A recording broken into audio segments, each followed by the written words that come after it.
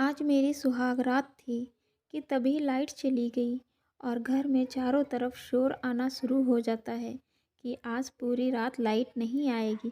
पता नहीं क्यों लाइट में कुछ प्रॉब्लम चल रही है। तो लाइट कट गई है। मेरे कमरे में मेरी ननद आती है और कहती है, भाभी आज तो आपको अंधेरे में ही रहना पड़ेगा क्योंकि आज पूरी रात लाइट नहीं आएगी। इसलिए मम्मी ने मुझे आपके पास बैठने के लिए भेजा है कि भाभी को कहीं डर ना लगे। मेरी ननद मेरे पास काफ़ी देर तक बैठी रहती है। फिर दरवाज़ा खुलने की आहट आई तो मेरी ननद कहने लगी, लो भाभी अब तो भैया आ गए हैं, अब मैं चलती हूँ। और मेरी ननद चली जाती है।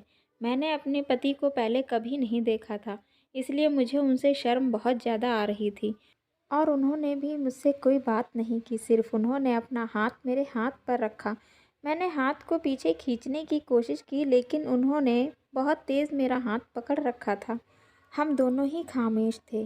चारों तरफ सिर्फ अंधेरा ही अंधेरा था। बिस्तर की सिलवटों में हमारी रात कब बीत गई हमें पता ही नहीं चला। खामोशी और सन्नाटा जैसे मन चाहता था कि ये कभी कहीं जाए ही ना। हमारे कमरे में हमारी सांसों का शोर ही सुनाई दे रहा था। आज ज़िंदगी में पहली बार मुझे ऐसा महसूस हो रहा था कि रात थोड़ी और बड़ी हो जाए, लेकिन वक्त का पहिया अपने हिसाब से चल रहा था।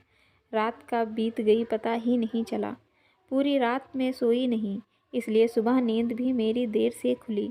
जब मेरी नींद खुली तो मैंने अपने कमरे में देखा, सूरज की रोशनी चारों तरफ फैल चुकी थी। सारे बिस्तर और चादर अस्त व्यस्त थे।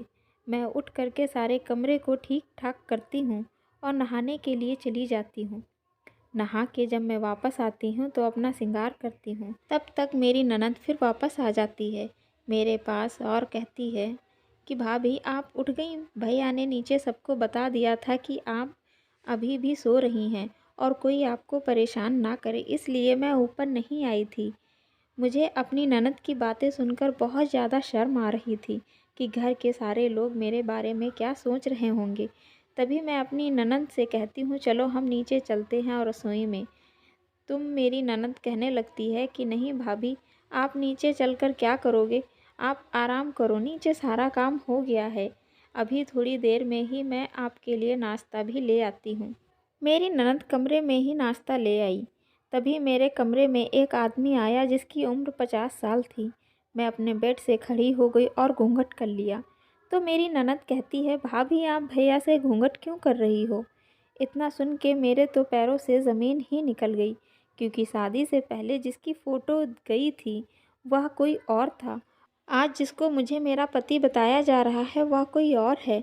इस 50 साल के बुढ़े को मैं नहीं जानती। मुझे 25 साल के लड़के की फ़ोटो दिखाई गई थी जिसे देख के मैं शादी के लिए हाँ की थी।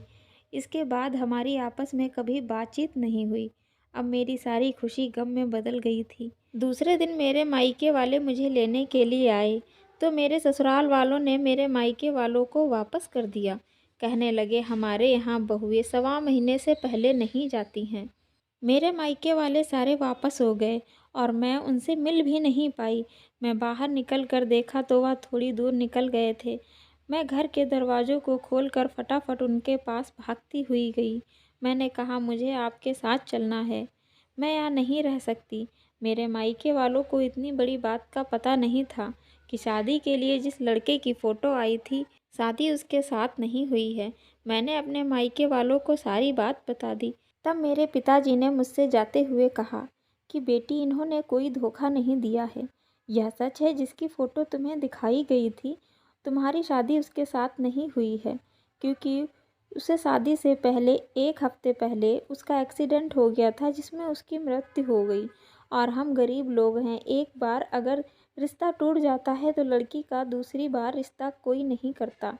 सब कहने लगते हैं कि लड़की अपशगुन है, इसलिए मुझे इनके घर वालों ने इनके बारे में बताया। उम्र में बड़े हैं लेकिन अच्छा खासा काम है, स्वभाव भी बहुत बढ़िया है। और मुझे क्या चाहिए, रानी बना के रखेंगे तुझे। अपने पिता के मुंह से ऐसी बातें सुनकर मेरा दिल बिल्कुल ही टूट गया था। अब मुझे आगे कुआं और पीछे खाई नज़र आ रही थी।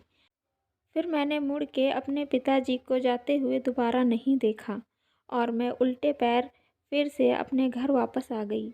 अपने कमरे में बैठी हुई सोच में डूबी हुई थी कि तभी मेरे पति कमरे में आते हैं। जिनको मैं पति नहीं मानती, सिर्फ 50 साल का बुढ़ा मानती हूँ। वह मुझसे कहते हैं, माना इस रिश्ते को निभाना तुम्हारे लिए मुश्किल है, समय के साथ साथ सब ठीक हो जाएगा।